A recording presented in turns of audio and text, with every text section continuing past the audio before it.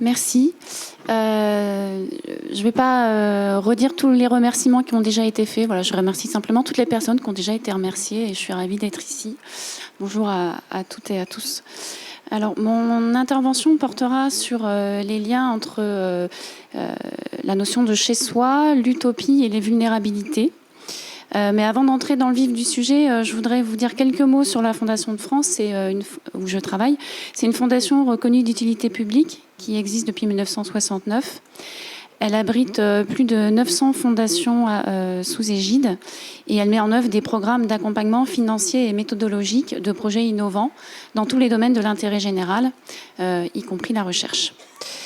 Alors, à la Fondation de France, à travers le soutien en moyenne 10 000 projets par an, notre ambition est de contribuer à la construction d'un monde plus juste, apaisé et durable. Et pour cela, nous soutenons entre autres des initiatives qui favorisent la participation des personnes les plus vulnérables aux décisions et aux projets qui les concernent. Et parmi ces projets, beaucoup ont pour objectif de permettre aux personnes de vieillir le plus longtemps possible chez elles, même lorsque leur état de santé les fragilise. Et donc ces projets ont pour objectif de favoriser le libre choix du lieu de vie des personnes les plus vulnérables. Par vulnérable, que faut-il entendre ? On peut définir la vulnérabilité comme un état où le moindre événement a la capacité de déstabiliser la vie entière d'un individu en le rendant dépendant. Donc la vulnérabilité est liée à la qualité de nos liens avec les autres et à notre capacité à mener nos activités, à préserver notre autonomie. La vulnérabilité peut provenir d'une situation de précarité économique, de l'isolement relationnel ou des conséquences d'une maladie, entre autres facteurs. Chacun de nous, vous avez certainement pu l'éprouver, traverse des moments de vulnérabilité. Pour construire une société inclusive, c'est-à-dire pour emprunter la définition de Charles Gardou, une société sans privilèges, sans exclusivité ni exclusion, il nous faut admettre que la vulnérabilité n'est pas un caractère permanent de tel individu ou de tel groupe et que nous devons non seulement protéger les personnes vulnérables, mais avant tout leur garantir l'équité de traitement et le respect de leur liberté. Or, nous avons tendance à assimiler par principe et de manière trop définitive grand âge et vulnérabilité ou grand âge et dépendance et à considérer toute personne très âgée comme une personne vulnérable qu'il faut protéger des risques, ce qui nous conduit trop souvent à lui enlever des libertés et des choix, à commencer par le choix de son lieu de vie. C'est pourquoi, depuis plusieurs décennies, notre société cherche à tâtons comment garantir aux personnes âgées la possibilité de vieillir dans leur chez-soi, comme c'est le souhait de la majorité. Je ne reviens pas sur les nombreuses études sur le sujet, comme celle du Crédoc, mais il y a un chiffre qui circule régulièrement. 85% des Français souhaitent vieillir et vivre jusqu'au bout de leur vie à domicile. Or, la majorité des personnes en France décèdent à l'hôpital. C'est pourquoi on associe parfois la notion d'utopie à la question du vieillir chez soi et du libre choix du lieu de vie. En particulier dans les situations de perte d'autonomie ou en situation de vulnérabilité. En effet, ce que nous cherchons à atteindre, c'est le libre choix pour tout individu, et pas seulement sur son lieu de vie, mais aujourd'hui, ce qui nous intéresse, c'est principalement cette question-là. Déjà en 2006, un rapport intitulé « Personnes âgées dépendantes bâtir le scénario du libre choix » avait pour objectif d'approfondir l'étude d'un scénario équilibré comportant le développement d'une offre globale, portant sur toute la palette des modes de prise en charge à domicile et en établissement. Aujourd'hui, nous sommes toujours confrontés à la nécessité d'adapter, de diversifier, de réinventer l'offre de services et d'habitat. En 2009, Geneviève Larocque, qui fut présidente de la Fondation nationale de gérontologie, écrivait, je la cite, « L'affirmation répétée du libre choix du lieu de vie comme des autres modalités de ce libre choix des modes et conditions de vie, des droits et libertés des personnes âgées en situation de handicap ou de dépendance, est bien une utopie nécessaire. Utopie dès lors que conscience est prise du caractère contraint, sinon illusoire, de ce choix dans bien des circonstances. Utopie nécessaire pour combiner au moins mal les obligations contradictoires, en apparence, de la sauvegarde de la liberté avec celle de la sécurité. Liberté et sécurité des vieilles personnes en question, mais sûrement aussi liberté et sécurité de ceux qui s'en occupent au nom de l'amour, au nom de la loi, au nom du métier. » Fin de la citation. Nous constatons aujourd'hui que le libre choix du lieu de vie reste une utopie. Peu de personnes âgées choisissent d'entrer en EHPAD. Il existe peu d'alternatives à l'EHPAD qui soient accessibles financièrement pour les personnes dont l'état de santé nécessite des soins, des aides ou une surveillance particulière jour et nuit. Alors, comment sortir de l'utopie ? Utopie au sens d'un idéal souhaité mais qui semble irréalisable. Comment devenir davantage acteur de notre parcours résidentiel jusqu'à la fin de notre vie ? Je ne vais pas aborder les questions de psychologie individuelle, puisque je suis sociologue, mais j'aurais bien aimé être psychologue aussi. Je vais plutôt aborder la question de l'adaptation de la société au vieillissement, dont on a déjà beaucoup parlé ce matin. En observant les formules d'habitat et d'accompagnement des personnes âgées développées en France depuis 20 ans, de la place où je suis à la Fondation de France, plusieurs leviers pour agir et pour transformer la réalité semblent se détacher. Tout d'abord, développer des démarches de réflexion éthique dans tous les lieux de vie des personnes dites vulnérables, en impliquant ces dernières dans la démarche. Pour beaucoup d'entre vous, il va de soi que les personnes âgées doivent participer aux décisions qui les concernent, que leurs droits et libertés doivent être respectés, tout comme leur dignité. Cependant, la crise sanitaire nous a montré que le principe de précaution prime encore trop souvent et que pour protéger les personnes considérées comme vulnérables, des privations de liberté sont instaurées. Par ailleurs, nous le savons tous, l'insuffisance des moyens humains et financiers dans les établissements et les services d'aide aux personnes âgées entraîne également la dégradation des conditions de travail et de la qualité de vie des personnes âgées, voire des maltraitances dans certains cas. Les professionnels sont en effet confrontés à des injonctions contradictoires, prodiguer des aides et des soins de qualité à moindre coût, assurer la sécurité des personnes tout en respectant leur liberté, notamment celle d'aller et venir. À ce sujet, Jean-Luc Noël, psychologue clinicien, avec lequel la Fondation de France a beaucoup travaillé, écrit, ouvrez les guillemets, « L'un des problèmes est sans doute celui-là, les difficultés à réformer le concept même d'EHPAD pour le rendre adapté à ses usagers, là où la société avait trouvé une solution pour traiter, non pas de la question du vieillissement et des besoins des vieux, mais bien celle de la prise en charge de la dépendance. Un concept ainsi construit ne peut répondre aisément aux besoins individuels, car il est en soi une réponse améliorant la productivité et l'efficience de la prise en charge des handicaps liés au vieillissement. » Fermez les guillemets. Donc Jean-Luc Noël souligne la place prépondérante que prennent la réflexion et les dispositifs éthiques dans l'accompagnement, car ils permettent de prendre en compte les dimensions psychologiques, sociales et spirituelles, et pas seulement la dimension médicale. À titre d'exemple, vous pourrez bientôt consulter sur le site de l'association Isatis des témoignages vidéo de professionnels, de familles, de personnes âgées ayant participé à un comité de réflexion éthique qui témoignent de ce que ça leur a apporté individuellement et collectivement. Je voudrais aussi évoquer un autre levier d'action qui consiste à développer la recherche participative pour produire et diffuser de la connaissance co-construite avec les personnes concernées. On parle par exemple de plus en plus de s'appuyer sur l'expertise d'usage ou de formation-action, de recherche-action par les pairs. Ainsi, les connaissances produites sont plus riches et sont plus facilement appropriées pour un effet transformateur des pratiques. Le processus participatif met les citoyens impliqués en situation de décider, renforce leur capacité d'agir, puisque ces personnes comprennent mieux les causes de leurs difficultés et comment les surmonter. Les recherches permettent également de mieux évaluer la pertinence des pratiques et des dispositifs, d'identifier des bonnes pratiques éprouvées et des pratiques prometteuses, inspirantes. Ce type d'étude a par exemple montré que la vie en habitat partagé a un impact positif sur l'état de santé, l'état objectivable de santé, mais aussi sur la santé perçue. Cela m'amène au levier suivant. Il nous faut développer des nouvelles formes d'habitat partagé et solidaire. La pandémie, cela a été dit, a été un électrochoc qui a remis sur le devant de la scène des questionnements éthiques sur la notion de choix et de liberté, de prise de risque et de sécurité. Les limites du domicile individuel et de l'EHPAD ont été mises en exergue. Les habitats collectifs ont montré leurs atouts. La Fondation de France mène avec d'autres acteurs une expérimentation depuis 2018 pour encourager le développement d'habitats partagés et solidaires, pour aller encore plus loin que les habitats inclusifs qui se développent, puisque ces habitats inclusifs sont destinés aux personnes âgées ou aux personnes handicapées et sont donc monopublics.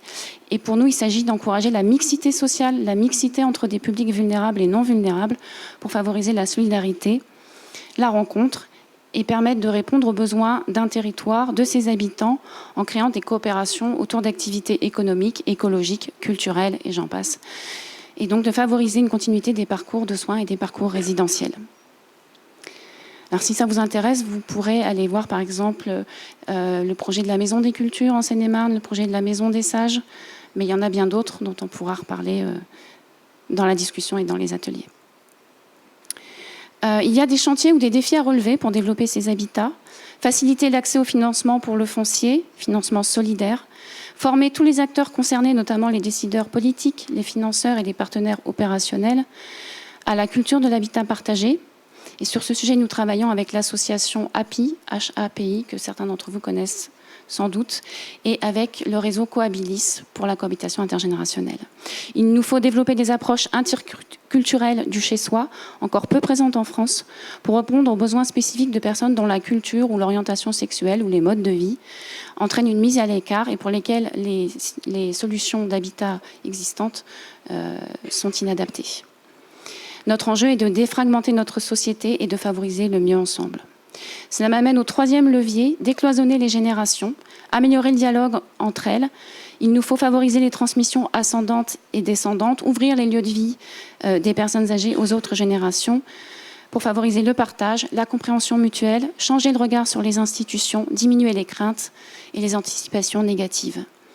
Enfin, il me semble que l'un des enjeux fondamentaux aujourd'hui et demain, dans une société de la longévité, est de parvenir à mieux respecter la liberté d'aller et venir des personnes âgées vulnérables, quel que soit leur lieu de vie, quel que soit leur état de santé.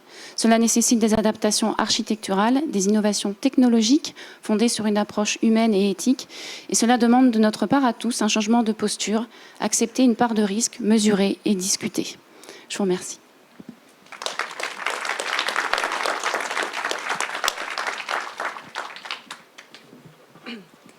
Bien, bonjour à tous. Petit remerciement, petit clin d'œil au comité scientifique et à Pauline qui m'a donc confié une question juridique, droit des personnes et épreuve de l'habité. Alors forcément, j'ai traité ce sujet sous l'angle du thème de la journée qui est la longévité chez soi. Et en guise d'introduction, je vais revenir sur ces trois, on va dire sur les trois parties de ce sujet. D'abord, sur le concept d'habiter, je me suis dit, zut, c'est pas tellement un concept juridique, c'est plus un concept sociologique. Qu'est-ce que je pourrais en dire ? Bon, je pense que l'homme, depuis toujours, a eu besoin, en tout cas, de se protéger, d'appréhender, en tout cas, de pouvoir développer tout un tas d'activités dans le champ qui l'entourait. Les espaces collectifs, c'est pas que chez soi l'habiter, c'est aussi tout ce qui nous entoure. C'est sa chambre, c'est son domicile, mais c'est aussi sa rue et son quartier. Puis finalement, je me suis dit qu'il fallait que j'aille très vite là-dessus et que quelque part, l'habiter, c'était peut-être rien d'autre que l'endroit où se répétaient les gestes du quotidien. Les épreuves de l'habiter. Je me suis dit, les épreuves de l'habiter, qu'est-ce que je vais en dire si je regarde le thème de la journée ? Les épreuves de l'habiter, j'ai d'abord pensé aux catastrophes climatiques qui vont se multiplier dans les années à venir et je me suis dit que les sujets âgés n'allaient pas y échapper aussi, mais c'est pas le but, c'est pas le thème de la journée, donc je l'ai écarté, mais il y aura des incidences forcément. J'ai aussi exclu les grands précaires, ou la perte soudaine de revenus qui fait que les gens vont se retrouver plus dans l'espace public que dans l'espace privé, parce que le domicile, c'est aussi la frontière entre cet espace public et cet espace privé, pour finalement recentrer mon propos sur des thématiques qu'on a traitées ce matin, la dépendance, la maladie, la vulnérabilité, comme épreuve de l'habiter. Et les droits des personnes, bien évidemment. Qu'est-ce que les droits des personnes ? Ça, c'est plus facile pour moi. C'est tous les droits qui vont permettre d'envisager une personne comme un sujet de droit et qui vont pouvoir lui conférer tout un tas de droits dits subjectifs. Donc la plupart de ces droits trouvent leur source dans le Code civil, mais on voit que le droit spécial s'est aussi beaucoup emparé du droit des personnes. Et je vais vous en parler. On a beaucoup de droits. Nombreux droits des personnes sont aujourd'hui consacrés dans le Code de l'action sociale et des familles ou dans le Code de la santé publique. Avant de passer à ma première partie, et je vais essayer d'aller vite et d'illustrer, je voudrais rappeler qu'en droit, il n'y a que deux catégories de personnes, les mineurs et les majeurs. Et je rejoins Agathe. Bien souvent, on associe Merci Pauline. on associe, on va dire, à la catégorie, entre guillemets, personnes âgées ou personnes vieillissantes, le qualificatif de personnes vulnérables, ce qui n'est pas du tout compatible forcément en droit. On peut tout à fait être âgé et absolument pas vulnérable, comme l'a rappelé d'ailleurs, je ne sais pas où il est passé, Gérard Cornet, qui m'a absolument impressionné ce matin. Alors, voilà, ça c'est fait. Et donc, parfois, on va aussi avoir des personnes âgées reconnues vulnérables par la loi. Et j'en dirai un mot, puisque je fais partie, de ces très très méchants professionnels, puisque en plus d'être juriste, je suis aussi mandataire judiciaire à la protection des majeurs. Donc il m'arrive d'aller arracher, je vais le dire comme ça, à leur domicile des personnes âgées qui avaient qu'une envie, c'est d'y rester, et parfois au contraire de me battre avec des élus pour maintenir à domicile des sujets âgés qui, envers et contre tout, ont décidé qu'ils allaient mourir chez eux et qu'il convenait qu'on leur foute la paix, parce que nul, si ce n'est eux, ne peut juger que de ce qui est bon ou juste pour lui. Alors, donc j'ai traité le sujet rapidement en deux parties. Droit des personnes et primauté de l'habité, un impératif de considération, parce qu'on voit que y a un rapport étroit entre le droit et l'habité. Depuis très très longtemps, le droit s'est emparé de l'habité. D'abord, l'habité, c'est un de nos attributs juridiques. Je voudrais le rappeler qu'un enfant qui naît vivant est viable. Si on considère que la naissance, c'est une de nos premières épreuves, on lui attribue un nom, un sexe, un domicile et une nationalité. Alors, mon propos est un peu biaisé parce que le domicile en droit civil, c'est plus le siège social que le réel endroit où vit la personne. Bien souvent, le domicile et la résidence, on vit ensemble.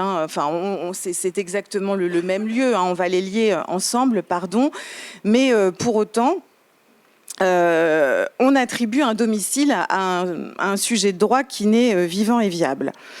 Le droit pénal a une conception beaucoup plus large du domicile, puisque le droit pénal considère que le domicile, la résidence, c'est le lieu que l'intéressé y habite ou non, où il a le droit de se dire chez lui, quel que soit le titre juridique de son occupation et l'affectation qu'on donne aux locaux. Bon. En tout cas, je vais employer le terme de domicile, résidence, habitat, habitation, demeure. Pour le droit, l'habité, c'est aussi ce qui abrite, et ça me semble très important, la vie privée, je vais aller plus loin, l'intimité de la vie privée. Alors, on a de nombreux textes qui consacrent ces deux priorités, à commencer par l'article 8 de la Convention européenne des droits de l'homme, qui dispose que toute personne a droit au respect de sa vie privée et familiale, mais également de son domicile et de sa correspondance. Et c'est bien l'un des éléments importants de l'habiter, de faire respecter cette intimité de la vie privée. Je le rappelle aussi, un habité qui, en théorie, en droit, est inviolable. Bon, là, c'est plus le droit pénal qui s'en occupe, mais on trouvait déjà dans les textes, alors c'était pour la propriété, mais je crois que c'est l'article 17 de la Déclaration des droits de l'homme et du citoyen qui rappelle que la propriété est inviolable. Alors, bien évidemment, il y a des bémols. Il y a quand même quelques limites qui sont encadrés par la loi, notamment pour les visites domiciliaires fiscales et les perquisitions ordonnées par la police, par un juge d'instruction. Bon. Mais sinon, il est inviolable.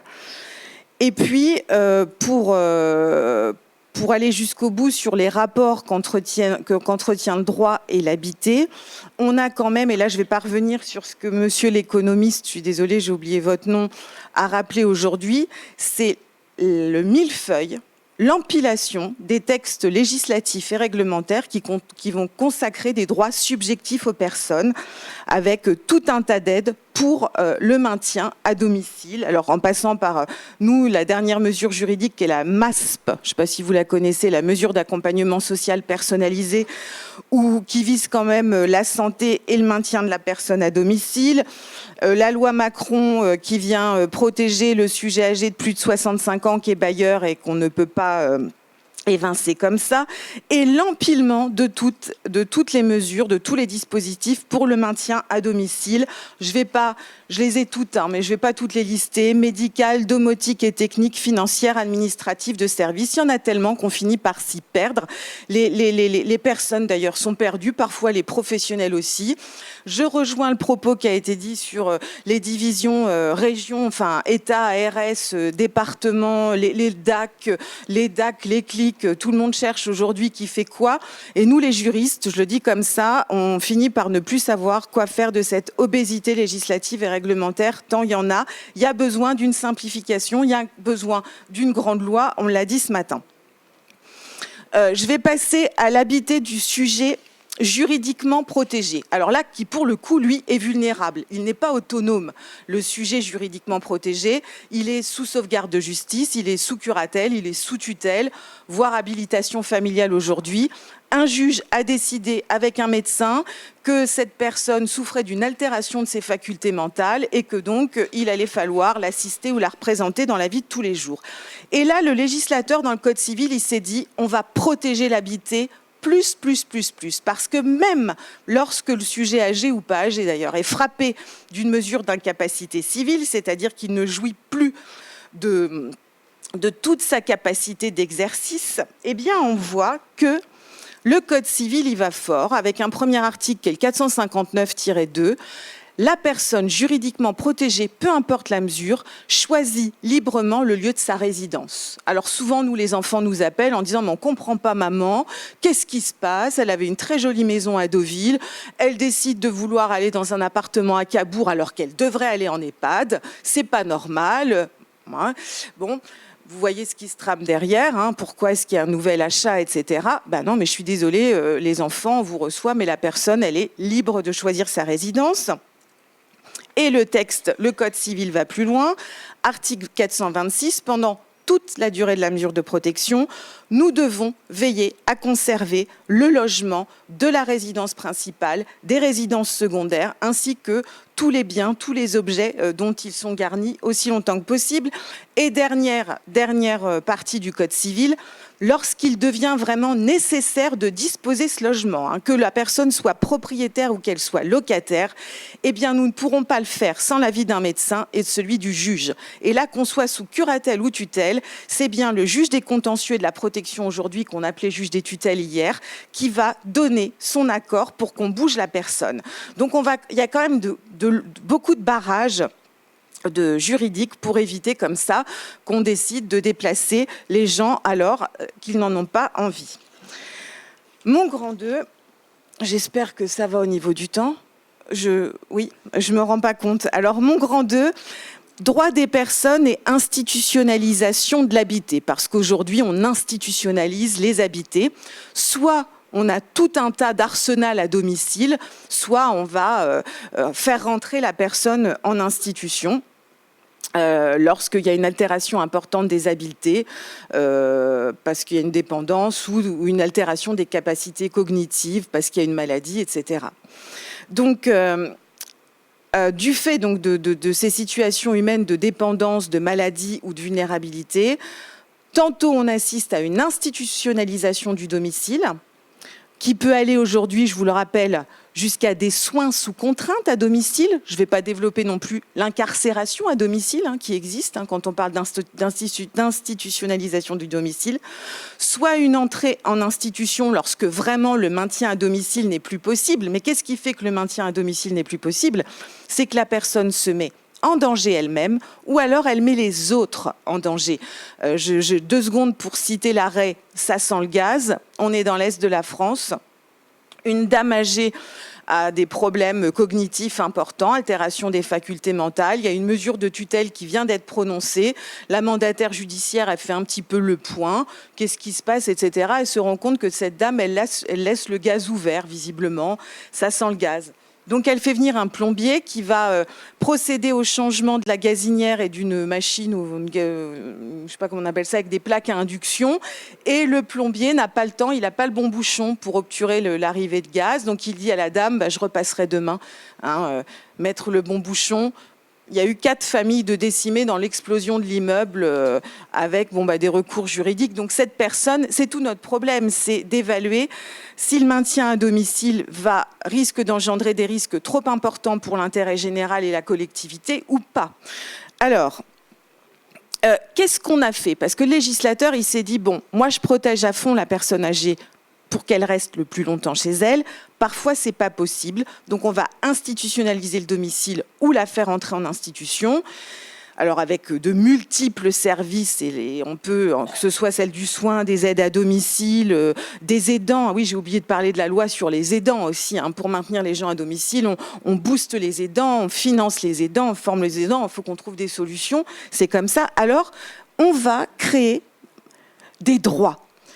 La loi de 2002, vous la connaissez, de janvier 2002, elle a 22 ans, 23 ans, non, 21, pardon, 21. Pour autant, elle est toujours méconnue, parfois toujours mal appliquée. Et on s'est dit, pour protéger les gens qui sont institutionnalisés à domicile ou qui entrent en institution, on va créer des droits. Alors, tous ces droits sont énoncés, pas dans le Code civil, mais dans le Code de l'action sociale et des familles. Ils sont très, très, très importants. Moi, je milite toujours et encore. Alors évidemment, mais oui, je les ai informés. Regardez, je leur ai remis le livret d'accueil qui présente notre SIAD ou notre service d'aide à domicile avec le règlement de fonctionnement et la charte. Ça suffit pas, comme le droit à l'information est le droit le plus important.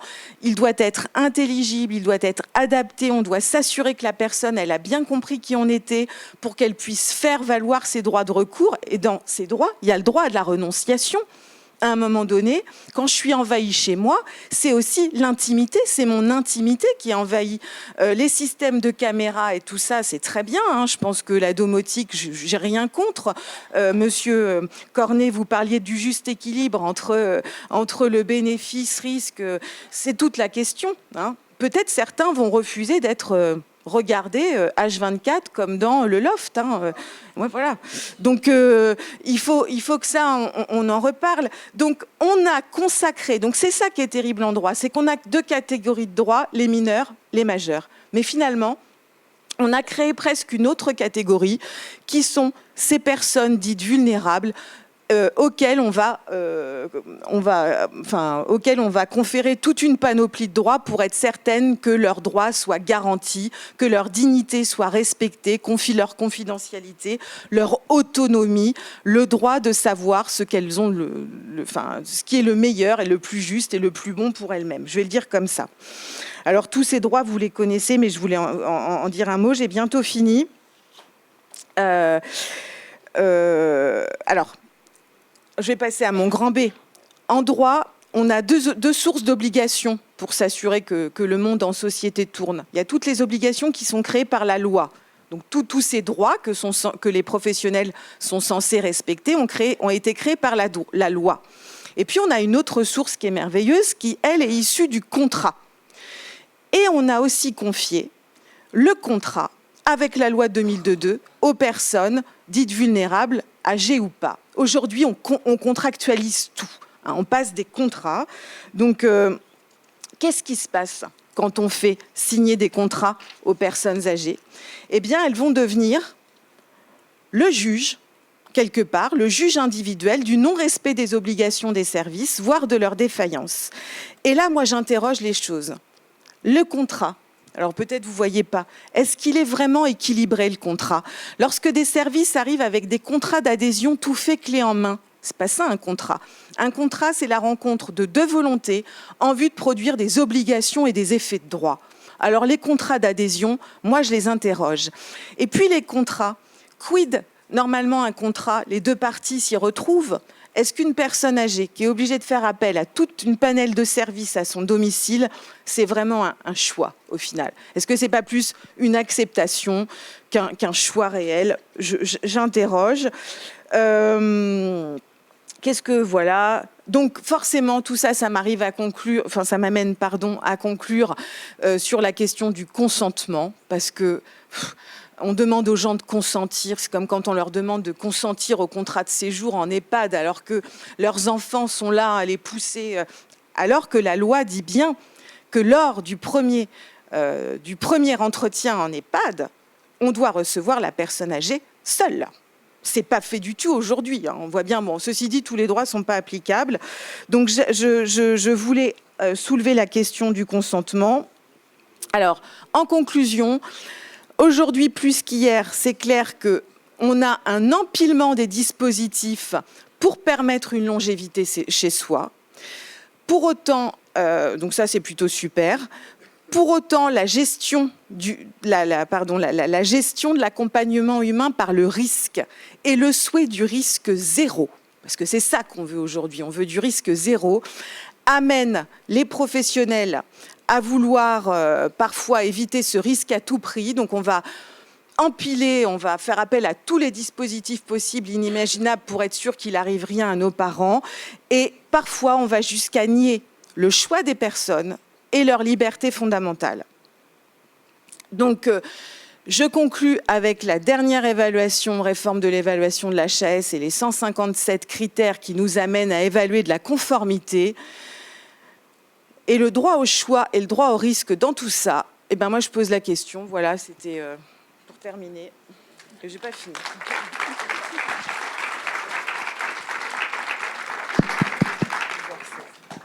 Grand merci pour vos interventions qui sont très différentes et complémentaires par beaucoup d'aspects. Donc on a un temps suffisant pour commencer une discussion, j'espère, qui va... ces communications vous auront incité à poser des questions. J'aurais voulu qu'on aborde dans un premier temps cette notion d'habitat partagé. Mine de rien, c'est quelque chose qui vient un peu bousculer nos idées, parce que quand on dit toutes les personnes âgées veulent vieillir à domicile, on a tous l'idée qu'ils veulent vieillir à leur domicile. Et quelquefois, il y a même des situations où, en tant que médecin, on en voit en clinique des gens qui sont, je dirais, accrochés à leur domicile, un peu comme un coquillage sur un rocher ou quelque chose qu'ils ne veulent pas en démordre. Et alors qu'ils sont des fois dans des logements qui sont complètement inadaptés pour eux, beaucoup trop grands, où tout le monde est parti parce que voilà, les enfants ont grandi, etc. Et qui se retrouvent dans des situations d'isolement avec des grandes difficultés à gérer. Et c'est vrai que ces notions qu'on peut très bien vivre chez soi, mais pas forcément à son domicile au sens historique où on a passé des années, et je pense qu'elle est extrêmement moderne et devrait être davantage travaillée. Alors aujourd'hui, est-ce qu'on sait exactement ce que ça représente dans la société française, ces habitats partagés, je dirais des colocations pour personnes âgées ou des personnes qui vivent? Est-ce qu'on a eu des statistiques là-dessus?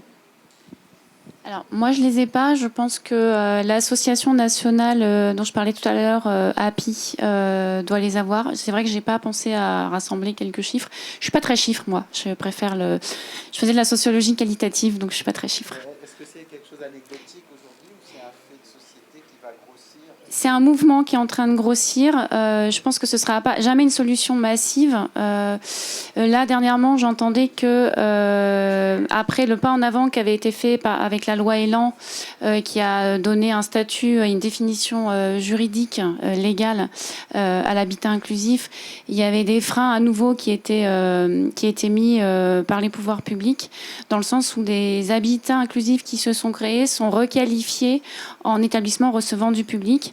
Et pas du tout en habitat ordinaire. C'est pas la même législation qui s'applique, et du coup c'est pas les mêmes droits et libertés pour les habitants.